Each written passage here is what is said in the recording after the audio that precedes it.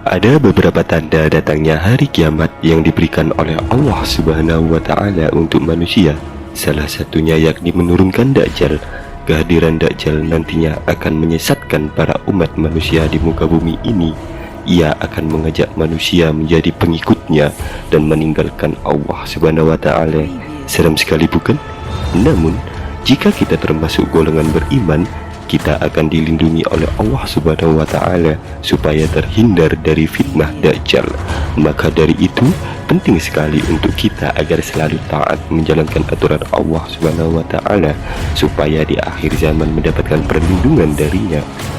Berikut ini, hadis Nusantara telah merangkum beberapa ciri-ciri Dajjal berdasarkan hadis Nabi Muhammad SAW yang diriwayatkan dari tafsir Ibnu Katsir.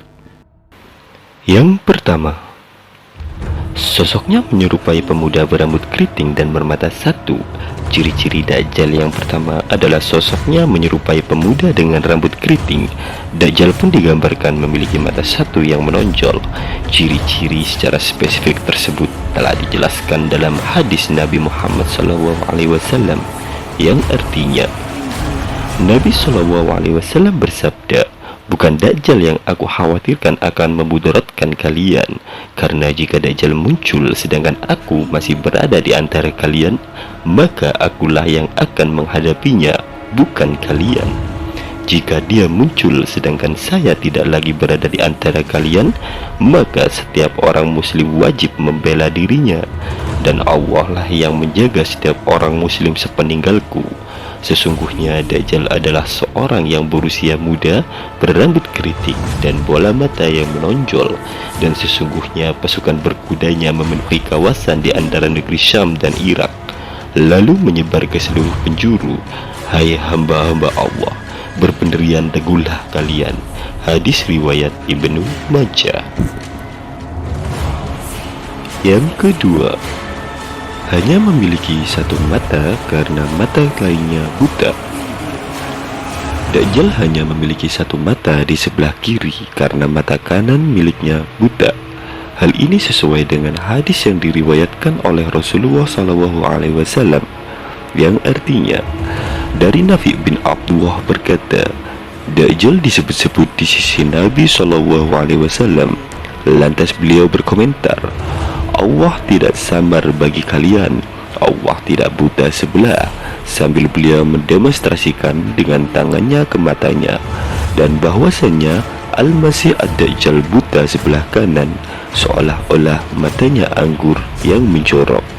Hadis riwayat Bukhari. Yang ketiga, menguasai bumi selama 40 hari. Diriwayatkan oleh Ibnu Majah, Rasulullah SAW bersabda, Dajjal akan menguasai bumi selama 40 hari. Namun, durasi perharinya tidak seperti hari biasa. Ada satu hari yang terasa seperti 1 tahun, satu hari terasa seperti 1 bulan, dan satu hari terasa seperti 1 minggu, dan hari lainnya sama dengan hari biasanya. Yang keempat, Dajjal memiliki kecepatan seperti hujan disertai angin besar. Saat menguasai bumi selama 40 hari, Dajjal memiliki kekuatan berupa kecepatan seperti hujan disertai angin besar. Kekuatan tersebut dapat menjamah banyak wilayah dengan cepat, sehingga Dajjal memiliki banyak pengikut dalam waktu singkat. Hal ini sesuai dengan hadis Rasulullah SAW. Kami bertanya, "Wahai Rasulullah, bagaimana kecepatan perjalanan Dajjal dan pasukannya di muka bumi?" Rasulullah SAW bersabda, "Seperti hujan yang diiringi oleh angin besar." Yang kelima, Dajjal mampu menurunkan hujan dan menyuburkan tanah yang tandus. Salah satu fitnah Dajjal yang akan disebarkan saat akhir zaman nanti, yakni Dajjal mampu menurunkan hujan dan menyuburkan tanah. Kekuatan Dajjal ini bisa saja membuat manusia takjub dan terjerumus menjadi pengikutnya. Rasulullah bersabda yang artinya, ia mendatangi kaum dan menyerupai mereka. Mereka menerimanya, ia memerintahkan langit agar menurunkan hujan. Lalu langit menurunkan hujan. Ia memerintahkan bumi agar mengeluarkan tumbuh-tumbuhan. Lalu bumi mengeluarkan tumbuh-tumbuhan. Lalu binatang ternak mereka pergi dengan punuk yang panjang, lambung yang lebar, dan kantong susu yang berisi. Lalu kehancuran datang dan berkata padanya, keluarkan harta simpananmu. Lalu harta simpanannya mengikutinya seperti lebah-lebah jantan. Yang keenam, mampu menghidupkan orang mati. Dalam sebuah hadis diceritakan bahwa Dajjal membunuh seseorang lalu ia menghidupkannya kembali. Hal tersebut untuk memperlihatkan kekuatan dirinya kepada orang lain hingga mereka menjadi pengikut Dajjal. Rasulullah bersabda yang artinya, Dajjal datang dan diharamkan masuk jalan Madinah. Lantas ia singgah di lokasi yang tidak ada tumbuhan dekat Madinah. Kemudian ada seseorang yang mendatanginya, yang ia adalah sebaik-baik manusia atau di antara manusia terbaik. Dia berkata, saya bersaksi bahwa engkau adalah Dajjal yang Rasulullah SAW telah ceritakan kepada kami. Kemudian Dajjal mengatakan, apa pendapat kalian jika aku membunuh orang ini, lantas aku menghidupkannya? Apakah kalian masih ragu terhadap perkara ini? Mereka menjawab, tidak. Maka Dajjal membunuh orang tersebut kemudian menghidupkannya. Namun orang tersebut tiba-tiba mengatakan, ketahuilah bahwa hari ini kewaspadaanku terhadap diriku tidak sebesar kewaspadaanku terhadapmu. Lantas Dajjal ingin membunuh orang itu, namun ia tak bisa lagi menguasainya. Yang ketujuh, Dajjal membawa air dan api. Fitnah yang akan disebarkan Dajjal berikutnya adalah air dan api. Di akhir zaman, ia akan membawa air dan api. Nantinya ia akan menawarkan kepada manusia untuk memilih salah satu di antaranya. Namun, sebenarnya kedua hal tersebut merupakan kebohongan.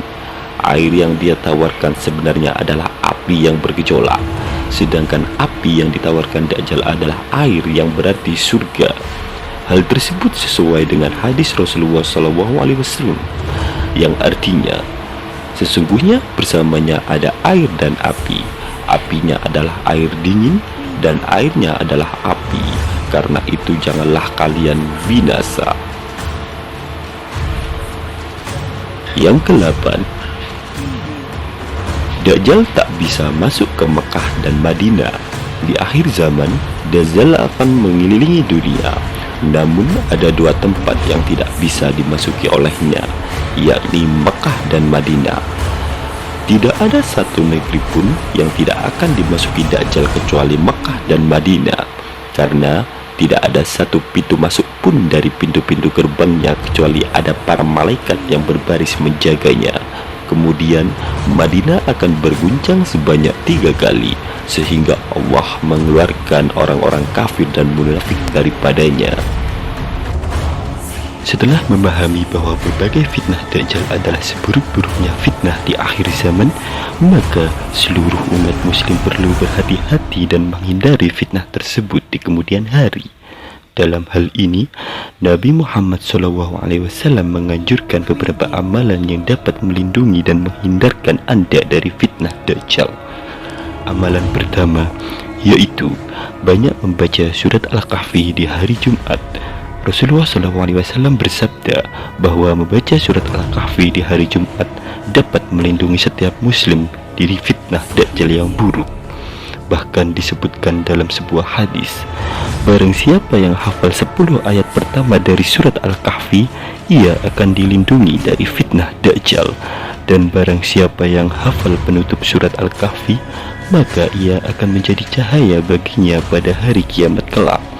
Selain itu, membaca surat Al-Kahfi di hari Jumat juga dapat memberikan keutamaan lainnya, seperti mendapatkan cahaya dan pengampunan dosa oleh Allah sampai hari Jumat berikutnya, mendapat perlindungan dan dijauhkan dari penyakit panas atau penyakit yang tidak bisa disembuhkan, hingga mendapatkan ketentraman hidup dari Allah. Di samping itu, amalan lain yang dianjurkan oleh Nabi Muhammad agar terhindar dari fitnah Dajjal adalah memperbanyak bacaan sholawat kepadanya. Dalam sebuah hadis, Imam Syafi'i menjelaskan bahwa Rasulullah pernah bersabda, "Berbanyaklah membaca sholawat kepadaku pada hari Jumat." Beliau juga berkata, dan telah sampai kepadaku riwayat yang mengatakan bahwa barang siapa yang membaca surat Al-Kahfi, maka ia dilindungi dari fitnahnya Dajjal. Berikut pembahasan yang dapat Hadis Nusantara sampaikan.